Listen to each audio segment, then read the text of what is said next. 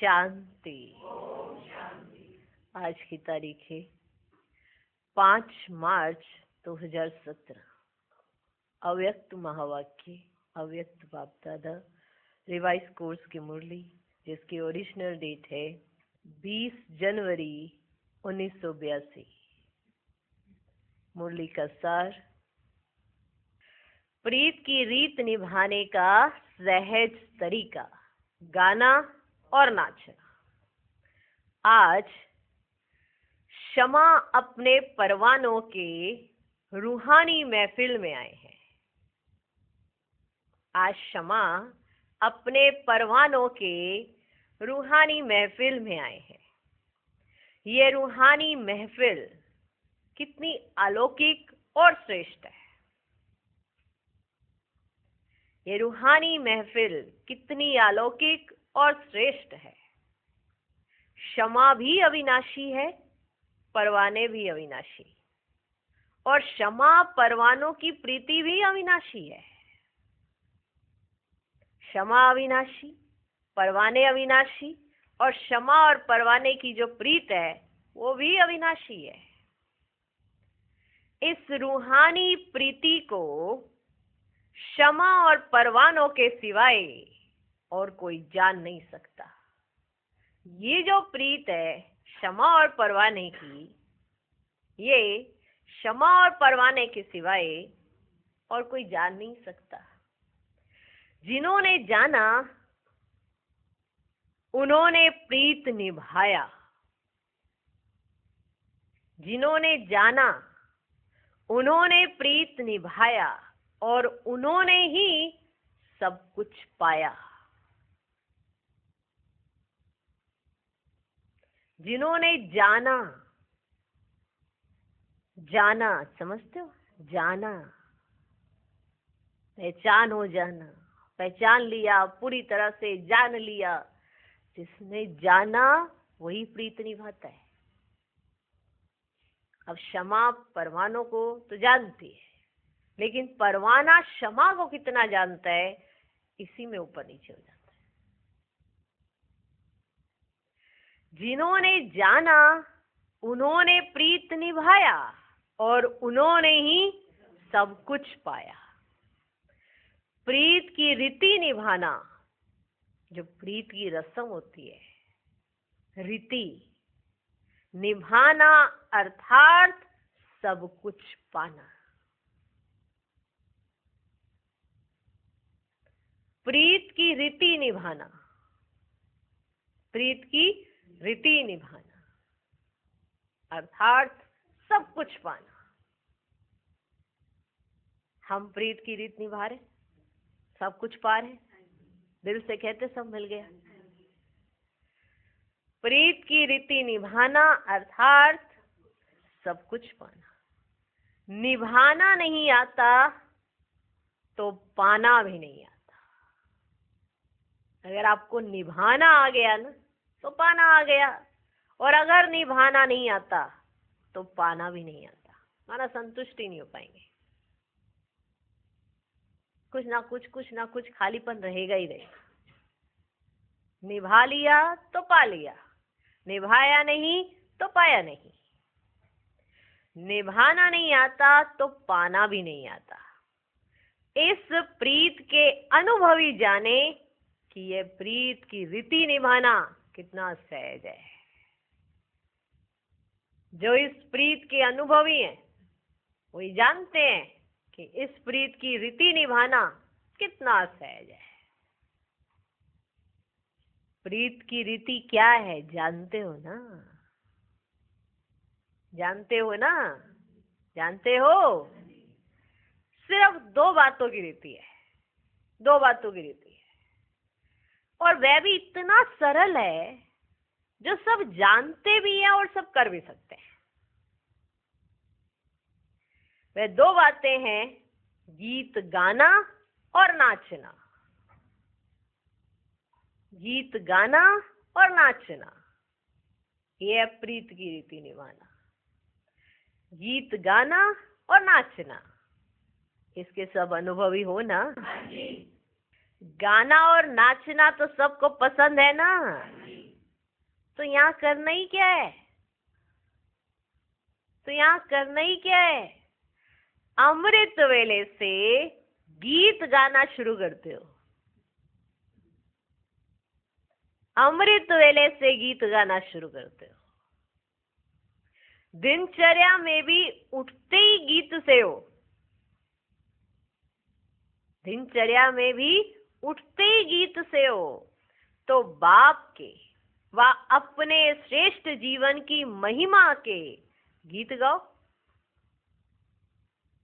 अब गीत सुनो कौन से हैं? बाप के व अपने श्रेष्ठ जीवन की महिमा के गीत गाओ। ज्ञान के गीत गाओ। सर्व प्राप्तियों के गीत गाओ। तो बाप के व अपने श्रेष्ठ जीवन की महिमा के गीत गाओ। ज्ञान के गीत गाओ। सर्व प्राप्तियों के गीत गाओ। ये गीत गाना नहीं आता? आता है ना? तो गीत गाओ और खुशियों में नाचो। तो गीत गाओ और खुशियों में नाचो। खुशियों में नाचते नाचते हर कर्म करो। खुशियों में नाचते नाचते हर कर्म करो। जैसे स्थूल डांस में भी सारे शरीर की डांस हो जाती है। स्थूल डांस में भी सारे शरीर की डांस हो जाती है, ड्रिल हो जाती है। भिन्न भिन्न पोज से डांस करते हो। वैसे खुशी के डांस में भिन्न भिन्न कर्मों के पोज करते। ऐसे ही खुशी के डांस में भिन्न भिन्न कर्मों के पोज करते, है ना? जैसे स्थूल डांस करते तो सारे शरीर की डांस हो जाती है, तो यहाँ भी खुशी के डांस में भिन्न भिन्न कर्मों के पोज करते। कभी हाथ से कोई कर्म करते, कभी हाथ से कोई कर्म करते, कभी पांव से करते हो। तो ये काम नहीं करते हो, लेकिन भिन्न भिन्न डांस के पोज करते हो। ये काम नहीं कर रहे हो कोई, ये भिन्न भिन्न डांस के पोज करते हो। जो एंजॉय करता है ना, वही तो डांस करता है। अगर आपको ये काम है, वो काम है, ये करना है, वो करना है, बस दुविधा में चेहरा भी बदल जाएगा, वृत्ति भी बदल जाएगी, वायुमंडल भी बदल देंगे। समझते हो ना ये बात? तो लेकिन जो खुशी खुशी से करता है ना, तो ऐसा लगता है जैसे वो डांस कर रहा हो। समझते हो ये बात? तो अब समझ आया? गाना क्या है? बाप के गीत, बाप की महिमा के गीत और अपने श्रेष्ठ जीवन के गीत और सर्व प्राप्तियों के गीत, ये गाओ। और डांस क्या करनी है? खुशी की डांस, उसमें हर कर्म करो। तो जो पोज होंगे, माना कभी हाथ से कर रहे हो कर्म, कभी पांव से करते हो, तो ये काम नहीं करते हो, तो ये भिन्न भिन्न डांस के पोज करते हो। कभी हाथ की डांस करते हो, कभी पांव को नचाते हो। तो कर्म योगी बनना अर्थात भिन्न भिन्न प्रकार की खुशी में नाचते चलो। कर्म योगी, ये है नाचना। तो कर्म योगी बनना अर्थात भिन्न भिन्न प्रकार की खुशी में नाचते चलो। बाप दादा को व क्षमा को वही परवाना पसंद है जो गाना और नाचना जानता हो। यही प्रीत की रीति है, यही प्रीत की रीति है, गाना और नाचना। इसलिए देखो वो रस्म चली आई है। जैसे ही प्रीत होती गाने और नाचने लग जाते हैं। है ये संगम की रीत। जैसे ही प्रीत होती है गाने और नाचने लग जाते हैं। पता है एकदम से क्या हुआ इन्हें? जरूरत है ना? तो ये रीत है कि इन्हें प्रीत है कि हर कर्मेंद्रिय उनकी ऐसे नाच रही है, अंदर खुशी इतनी प्रकट हो गई है। तो हम भी खुशी खुशी में हर कर्म कर रहे हैं, पर नाच नाच के, माना थकावट नहीं हो रही है, काम ही बाबा की याद में हो रहे हैं, कर्म ही बाबा की याद में हो रहे हैं, हाथ और पांव से जो भी कर्म कर रहे हैं वो बाबा की याद में हो रहे हैं। ये है नाचना। सुना कि ज्ञान में इसका अर्थ क्या है और स्थूल रीति डांस करते हैं उसका अर्थ क्या है। बाप दादा को व क्षमा को वही परवाना पसंद है जो गाना और नाचना जानता हो। गाना माना बाबा के महिमा के गीत, अपने श्रेष्ठ जीवन के गीत और हुई सर्व प्राप्तियों के गीत। और नाचना माना हर कर्म में योग, हाथों द्वारा पांव द्वारा बाबा की याद में किया हुआ कर्म माना नाचना। यही प्रीत की रीति है। तो यह तो मुश्किल नहीं है ना? क्या लगता है, सहज या मुश्किल? अभी मधुबन में तो इजी इजी कर रहे हो, वहां जाकर भी इजी इजी कहेंगे ना? बदल तो नहीं जाएंगे वहां जाकर? तो बच्चे कहते बाबा यहाँ इजी है, वहां बिजी हो जाएंगे। बाबा कहते लेकिन इसी गाने और नाचने में ही बिजी रहेंगे ना। ये जो गाना और नाचना आपको बता दिया, इसी में बिजी रहेंगे ना। सदा कानों में यही मीठा साज सुनते रहना, क्योंकि गाने और नाचने के साथ साज भी तो चाहिए ना। अब कानों में साज नहीं होगा तो आप नाच भी नहीं सकते और आप गा भी नहीं सकते।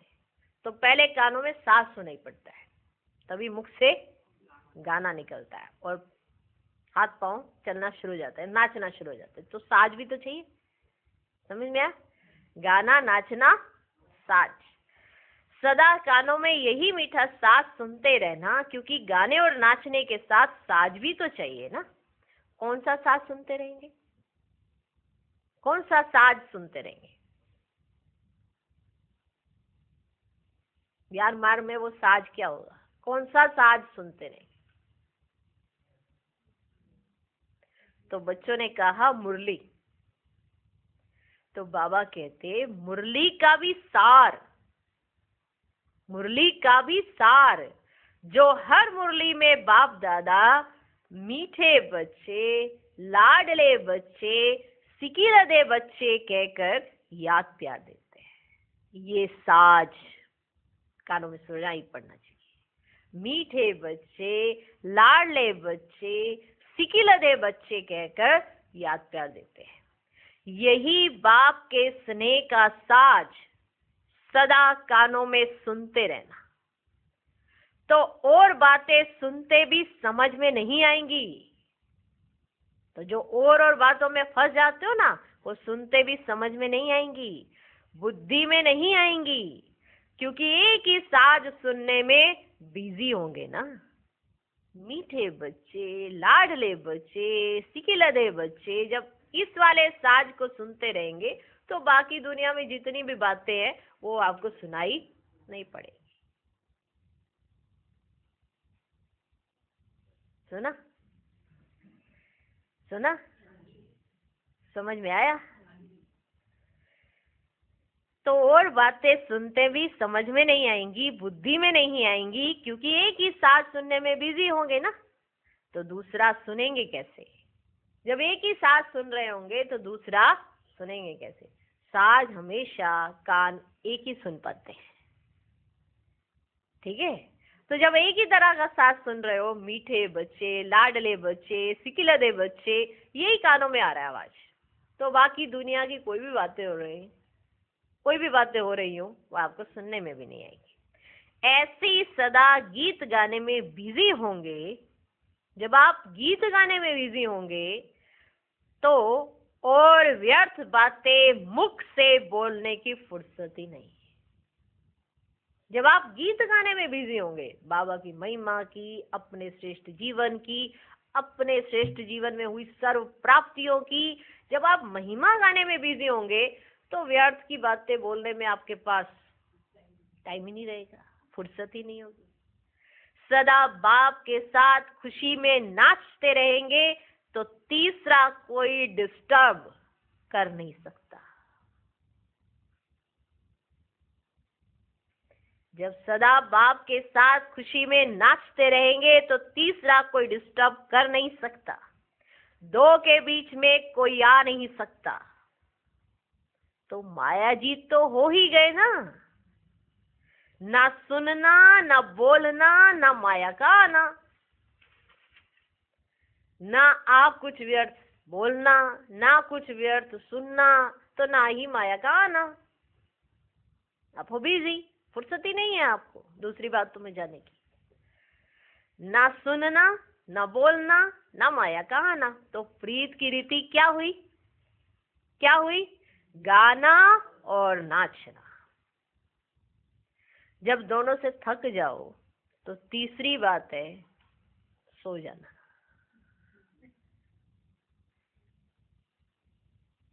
क्योंकि जो गाएगा, जो नाचेगा, तो वो सोएगा भी जरूर, थक जाएगा ना पूरी तरह। जब दोनों से थक जाओ तो तीसरी बात है सो जाना। यहाँ का सोना क्या है? सोना अर्थात कर्म से डिटैच हो जाना।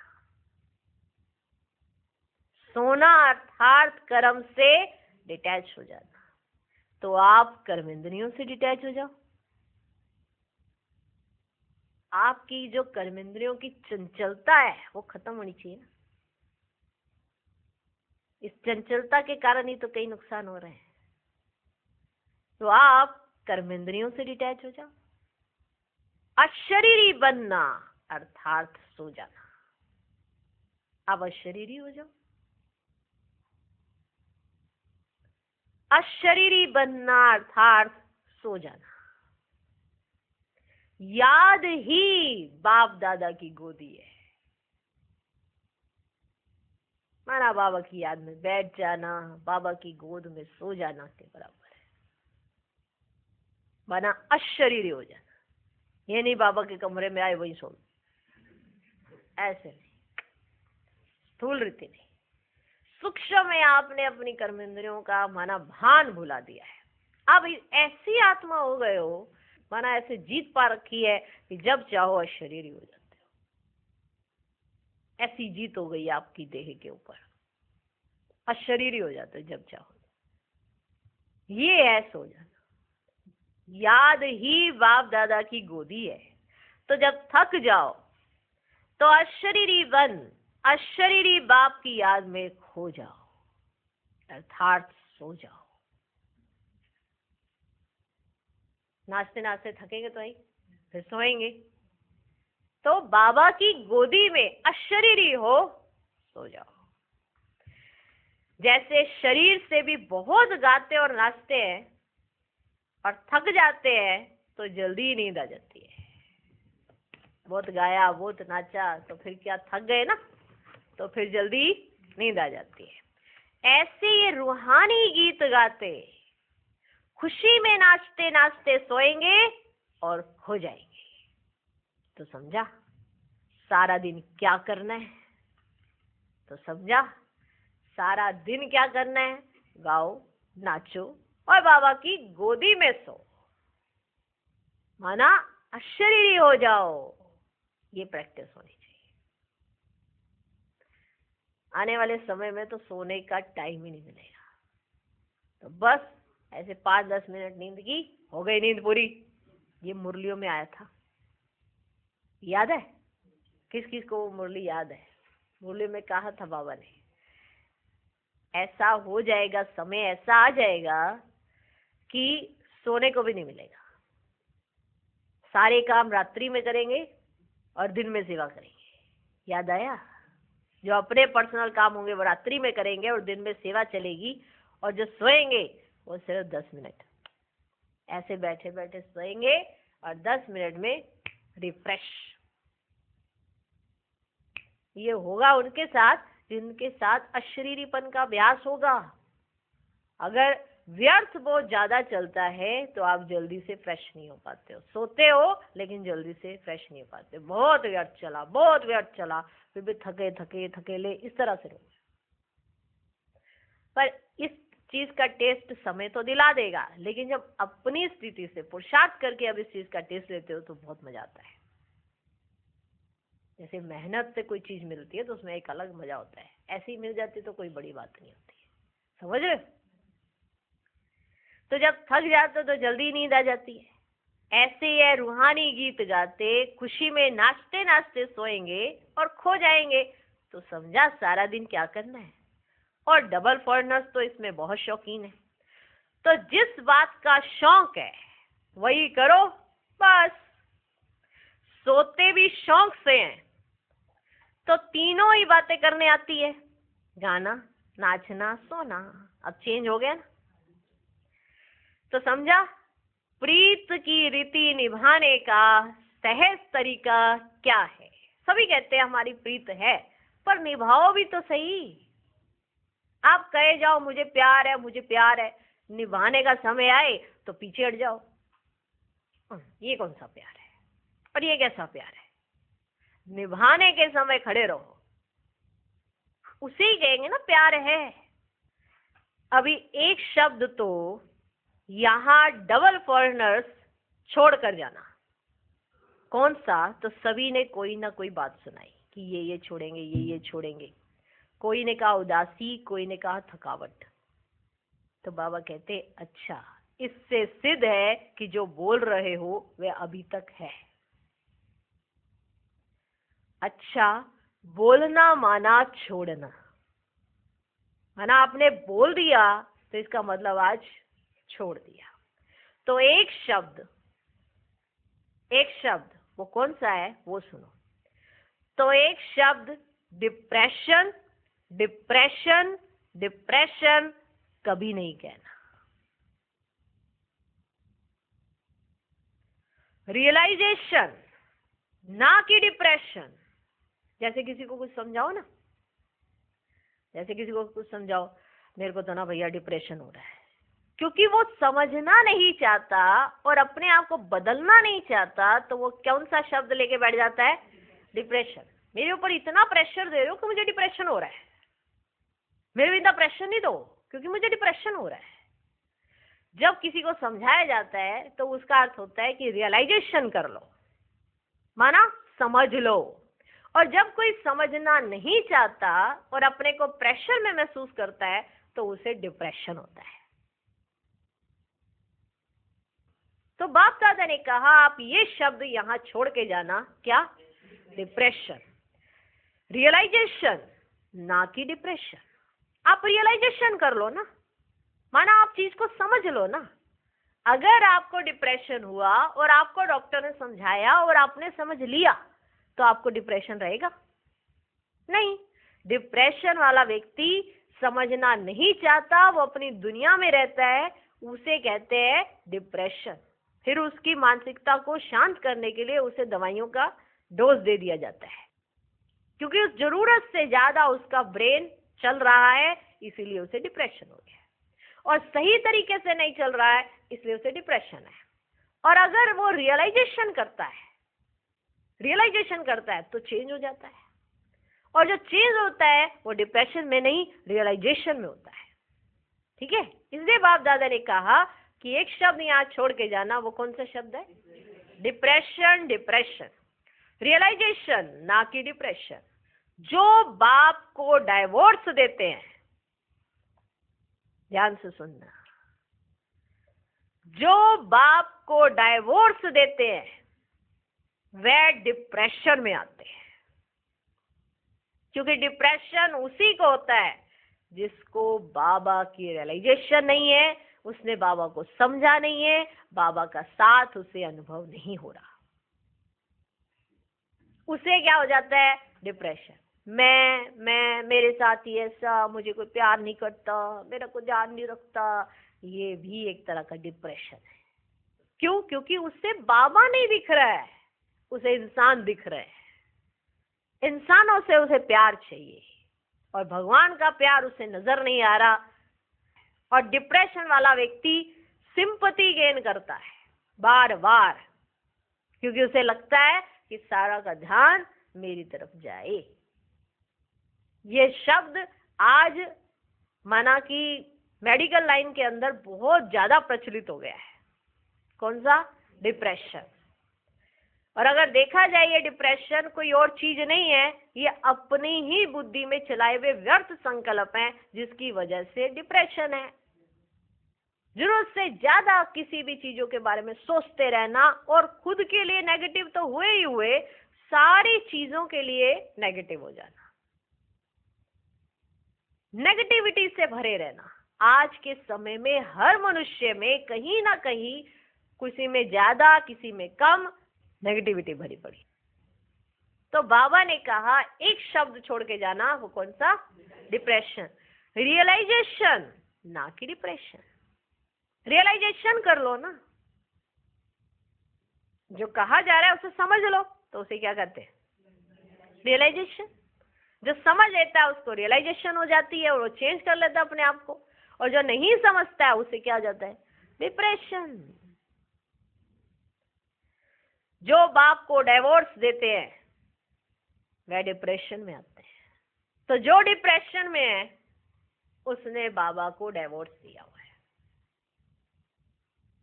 आप तो बाप के साथ कंपेनियन हो। तो डिप्रेशन शब्द शोभता नहीं है।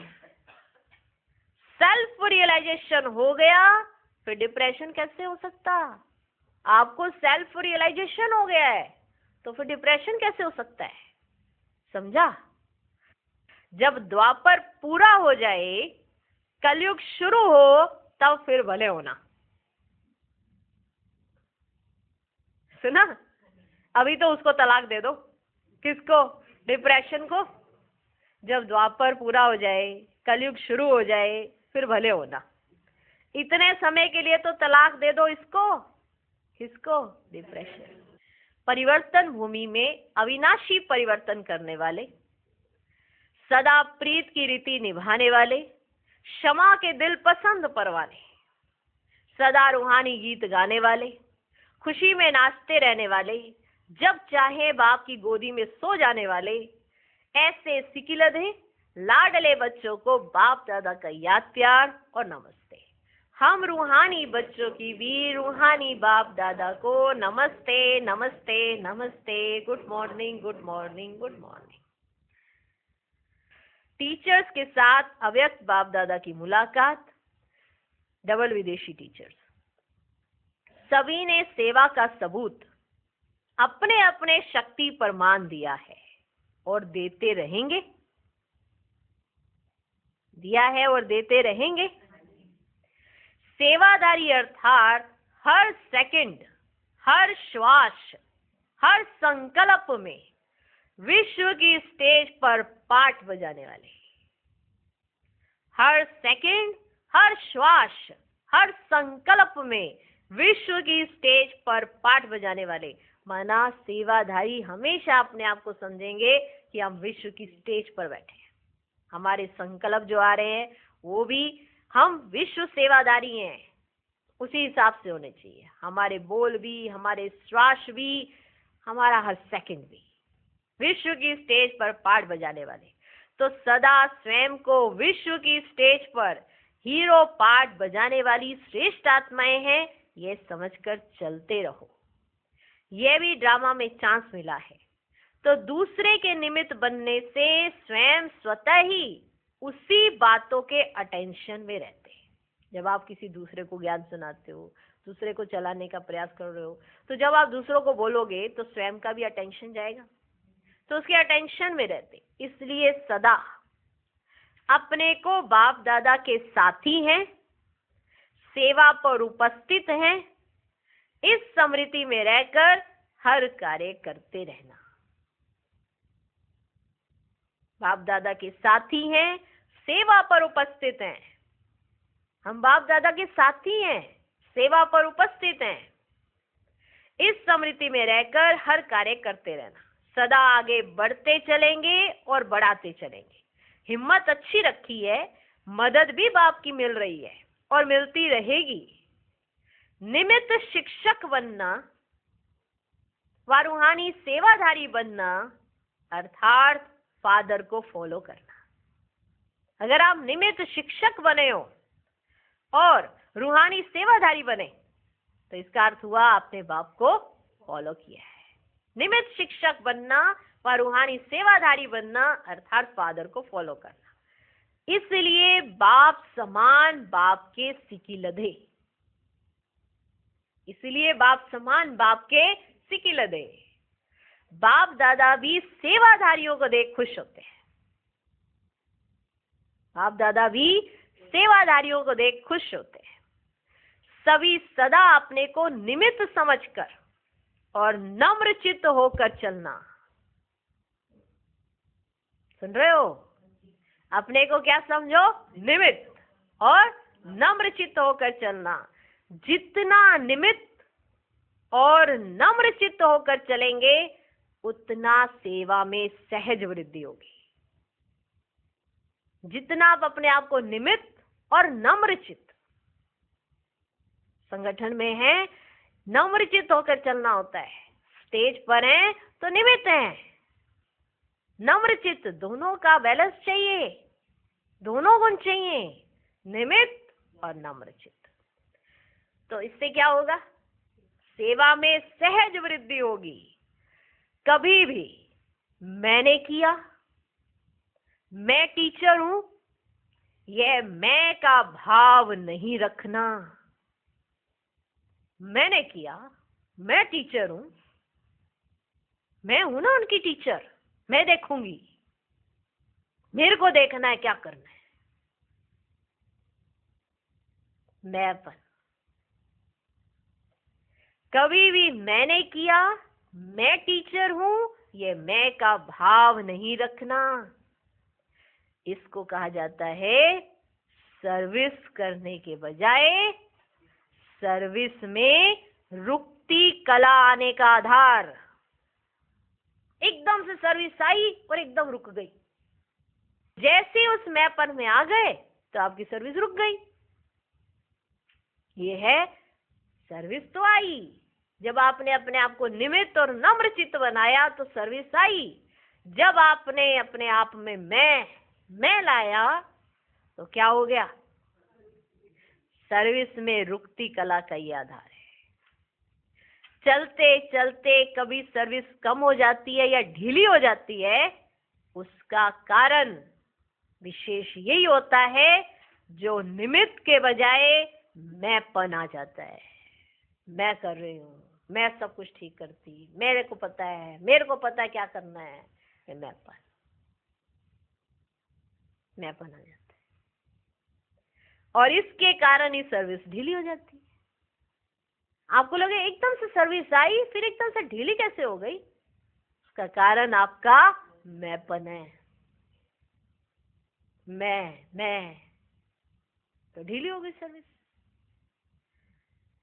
फिर अपनी खुशी और अपना नशा ही गुम हो जाता है। तो कभी भी ना स्वयं इस स्मृति से दूर होना, न औरों को बाप से वर्षा लेने में वंचित करना, क्योंकि तुम्हारी में आने के कारण दूसरा वंचित रह जाएगा जिसे बाबा ने लाया। आपने एक मैंपन लाया और उसे बाबा से दूर कराया। ठीक है, खुद तो दूर हुए और फिर दूसरे को भी बाप के वर्षे से दूर कर दिया। आ क्या गया खुद में? मैंपन। तो निमित्त के बजाय मैंपन आ जाता है। इसके कारण ही सर्विस ढीली हो जाती है। फिर अपनी खुशी और अपना नशा ही गुम हो जाता है। तो कभी भी ना स्वयं इस स्मृति से दूर रहना, इस स्मृति से दूर नहीं होना कि मैं सिर्फ निमित्त हूं और मुझे नम्र चित्त रहना है। ना स्वयं इस स्मृति से दूर होना, ना औरों को बाप से वर्षा लेने में वंचित करना।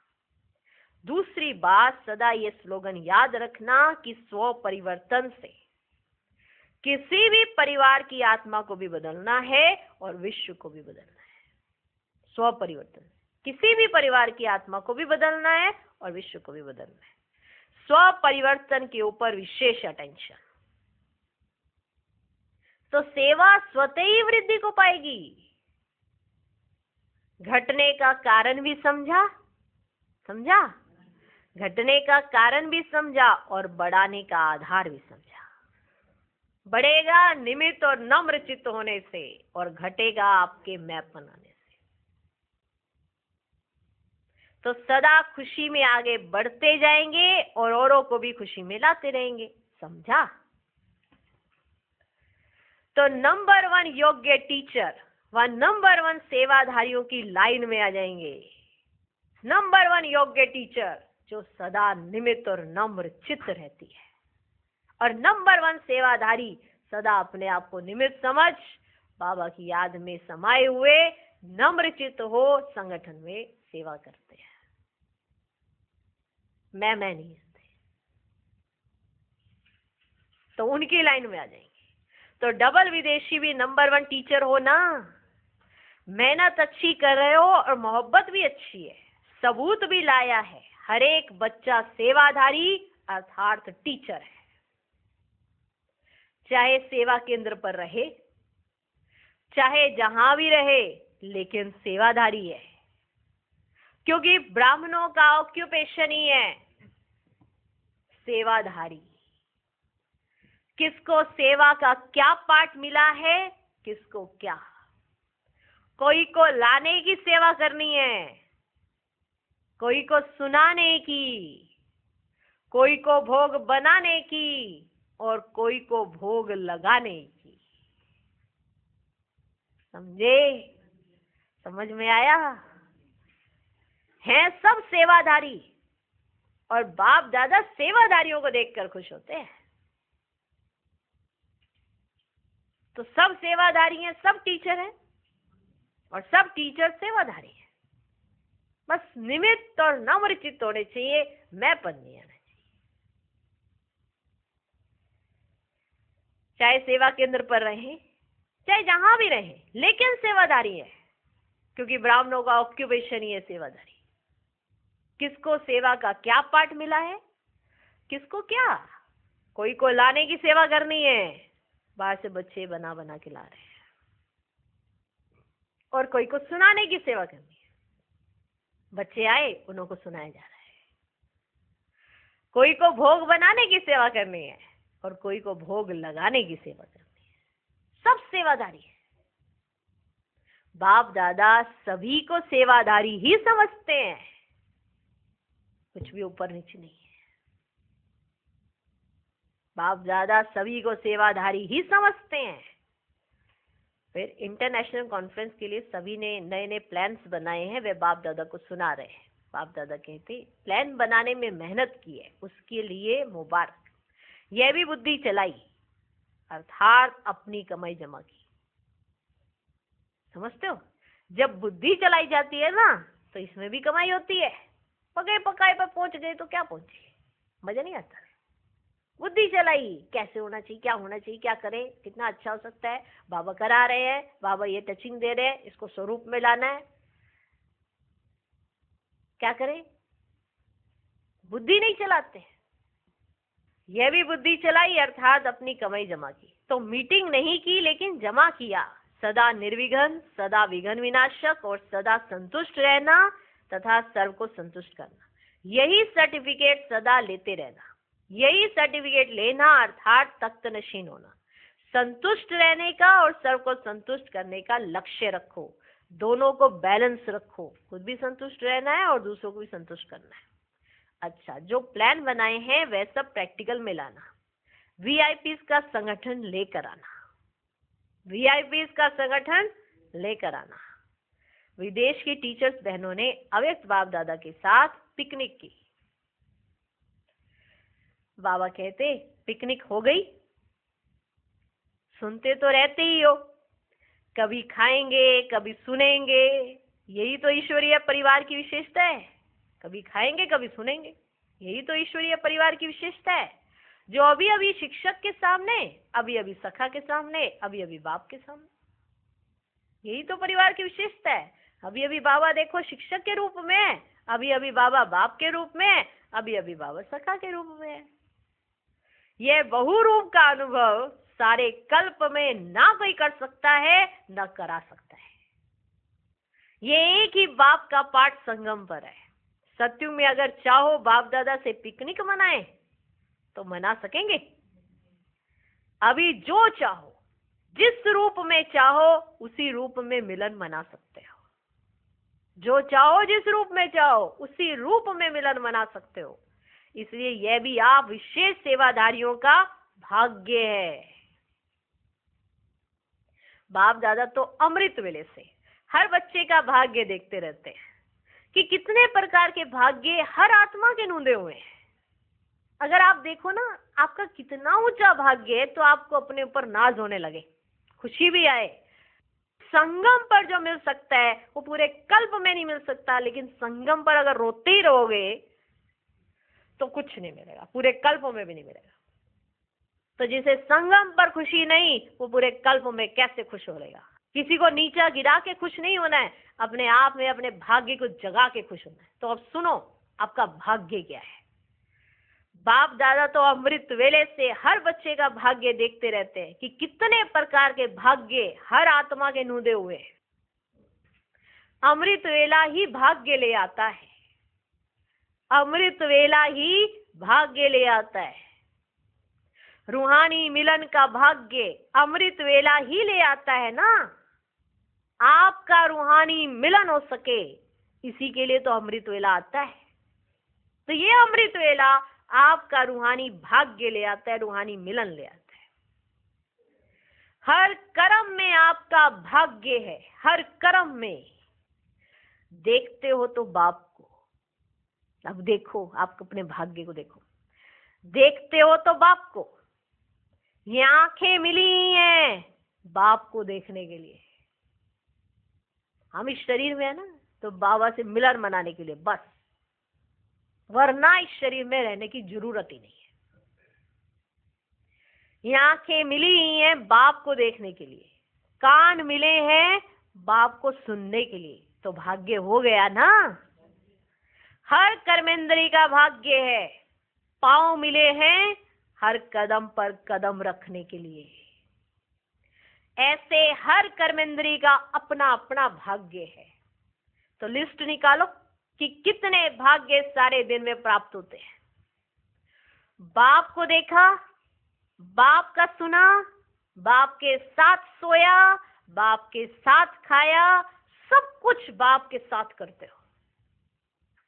सेवा की तो भी बाप का परिचय दिया, बाप से मिलाया, तो कितना भाग्य हो गया। तो बाप दादा सदा हर बच्चे के भाग्य की लकीर कितनी स्पष्ट और लंबी है, क्लियर है, यह देखते हैं। भाग्य की लकीर कितनी स्पष्ट और लंबी और क्लियर है, वे देखते हैं। भाग्य की लकीर बीच बीच में कट तो नहीं जाती है, जुड़ती है और टूटती है, या जब से जुड़ी है तब से अखंड टूट है। आपको अपने भाग्य पर कभी डाउट ही नहीं हुआ। आपका भाग्य एकदम लंबा सीधा, लंबी भी है, क्लियर भी है, स्पष्ट है, एकदम लंबी, बीच में कोई तोड़ फोड़ नहीं। तो जब से जुड़ी है अखंड है, अटूट है। खंडित होने से लकीर फिर बदल जाती है, इसलिए अटूट और अखंड। तो ऐसा बच्चों का नजारा देखते रहते हैं। बाप को और क्या काम है, बाप को और क्या काम है। विश्व सेवा के लिए तो आपको निमित्त बना दिया, विश्व सेवा के लिए तो आपको निमित्त बना दिया, बाकी बाप का क्या काम रहा। तो बच्चों ने कहा बाबा ये तो सब कर रहे हैं।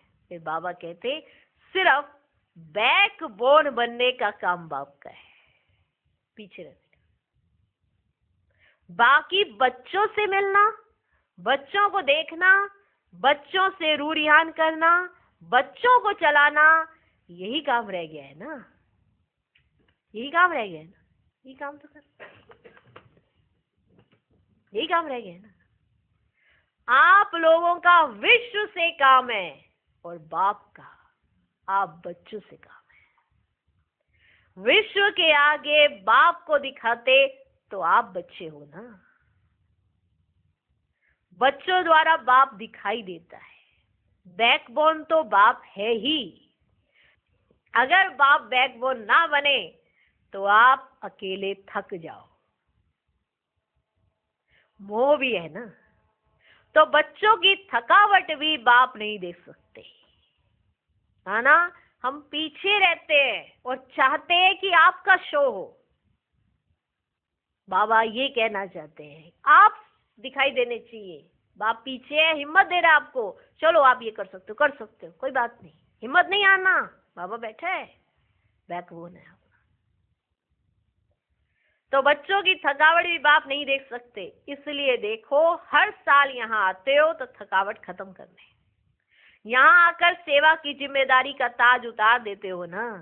वहां तो एक एक बात में देखेंगी, कोई देख तो नहीं रहा है, कोई सुन तो नहीं रहा है। यहाँ अगर कुछ होगा भी तो समझेंगे दीदी दादी बैठी हैं, बाप दादा बैठा है, आप ही ठीक कर देगा। यहाँ फिर भी फ्री हो तो विदेश की सेवा में अनुभव भी अच्छे होते हैं ना, डबल नॉलेजफुल हो गई ना। अच्छा, आज का वरदान, फराक दिल बन दुखी अशांत आत्माओं को खुशी का दान देने वाले मास्टर रहम दिल भव। वर्तमान समय लोगों को और सब कुछ मिल सकता है, लेकिन सच्ची खुशी नहीं मिल सकती। इसलिए ऐसे समय पर दुखी अशांत आत्माओं को खुशी की अनुभूति करा दो, तो वे दिल से दुआएं देंगी। आप दाता के बच्चे हो तो फराक दिली से खुशी का खजाना बांटो, रहम दिल के गुण को इमर्ज करो। रहम दिल के गुण, तरस आना चाहिए। कितनी आत्माएं तो दुखी हैं, उनका दुख दूर करूं, उन्हें सच्ची खुशी दे दूं। रहम दिल के गुण को इमर्ज करो। कभी भी यह नहीं सोचो कि यह तो सुनने वाले ही नहीं है, भले कोई ऑपोजिशन भी करे तो भी आपको रहम की भावना नहीं छोड़नी है। रहम भावना शुभ भावना फल अवश्य देती है। आज का स्लोगन, ज्ञान योग की पालना ही रूहानी पालना है। इस पालना से शक्तिशाली बनो और बनाओ। ओम शांति। ओम शांति।